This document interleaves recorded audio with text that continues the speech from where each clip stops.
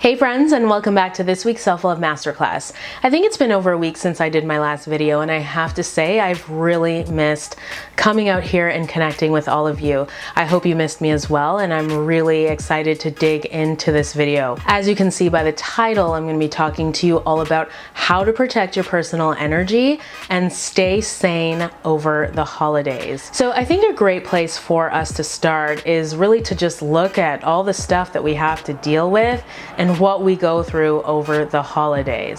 If you work for a company or even if you run your own business, this time of the year can be incredibly stressful. Why?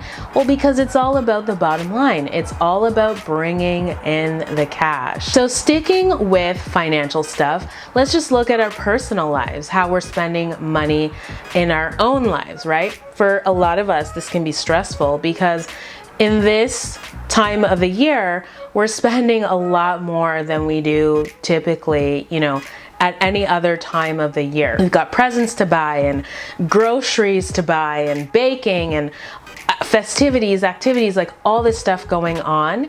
And a lot of us are pulling up the plastic, right? Or spending cash that we don't have. And that is definitely going to drain your energy and create a great deal of stress for you. Speaking of activities and festivities and all of that good stuff, yes, we are getting a lot less sleep while drinking more alcohol and eating foods that have so much more sugar and so much more fat. So our physical body is really being taxed during this time of the year. Jumping into the thing that really puts a lot of emotional strain on many of us. It's our relationships and our friendships. So if in your family there's a bit of feuding going on, or if you have a relationship with a family member where you're estranged or you're not really speaking, this can be really, really tough, right?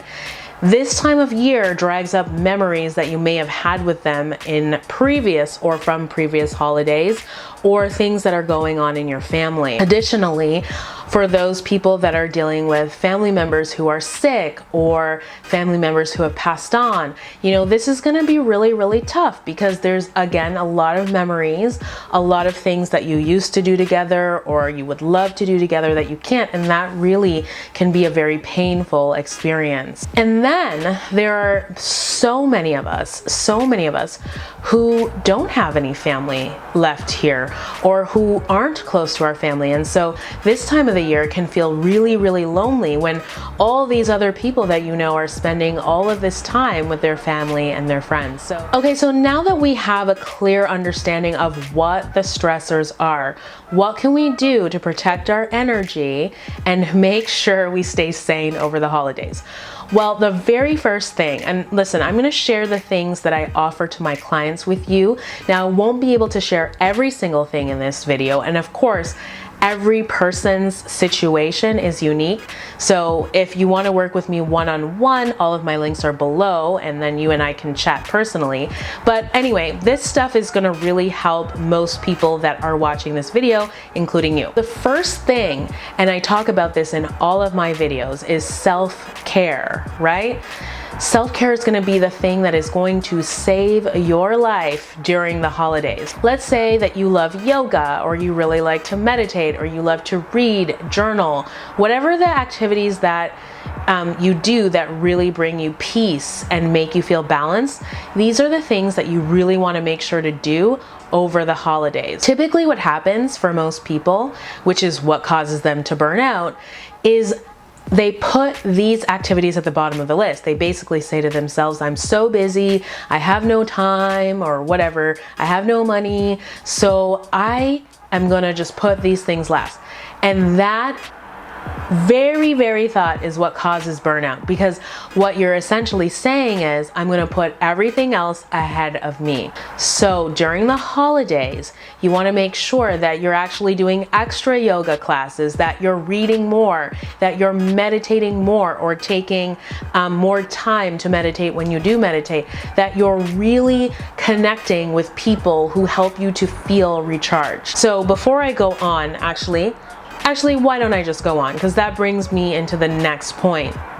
you really want to do an assessment of how you feel around different people. So, you know, there are some people that you hang out with and it's just easy breezy. Like, you get each other, you get along, like it's always a good time. It's, you know, it's just effortless. And then there are other people that you love immensely, yet there's a little bit of friction, or you kind of feel like you have to, you know, be a little bit more cautious about what you say, how you speak, how you dress.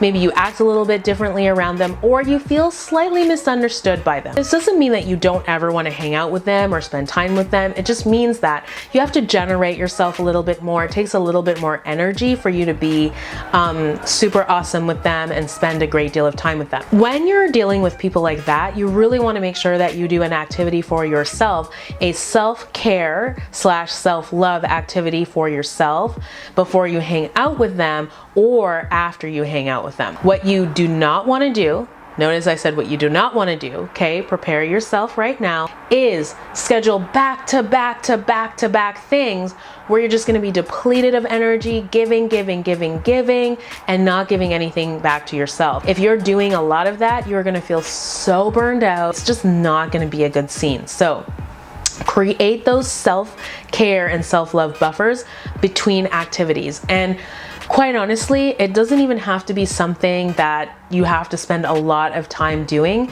It's just, it needs to be something that has you come back home to yourself, has you reconnect to yourself, and brings you back to that place of self-awareness so that you're not on automatic. That's just running your subconscious programming. The other thing that I'm definitely going to recommend is that you really take care of your personal space in a way that you may not normally take care of it. So that means keeping the room clean, keeping your sleeping quarters clean. Now, a lot of you already do that, so I'm going to like bring this up to the next level. This is about really making your bedroom a sanctuary for you. That might mean putting some candles in your room, burning more incense in your room, putting some crystals around the room. It can mean like changing the artwork that you have in your bedroom to be something that's a little bit more nurturing or more to your liking or taste. It could even be painting the bedroom if you can find time for that. And if you can't find time for that, it may be just something like changing the sheets. You know, something as simple as that can give your room an entirely different feel. But what you want is to eliminate all of the stressors from your room, or as much of the stressors as you can. This includes electronic devices. Now, some people aren't really bothered by electronic devices, and I know Feng Shui says that you should remove them all, but some people actually find peace by having some of these electronic devices in the room. If your TV is a distraction for you, if your laptop's in your room and it's a distraction for you, take those things out. Just make sure that your bedroom feels like a sanctuary and a lair, because your bedroom is going to recharge you while you're sleeping, right? Which is like recharging you pretty much almost effortlessly because you're sleeping. And then it's also going to prime you for any time you're ready to leave your house. I mean, I could give you so many more things that you could do, but I want to keep this video short. I hope you've really enjoyed it, and if you found it helpful, don't forget to give it a thumbs up.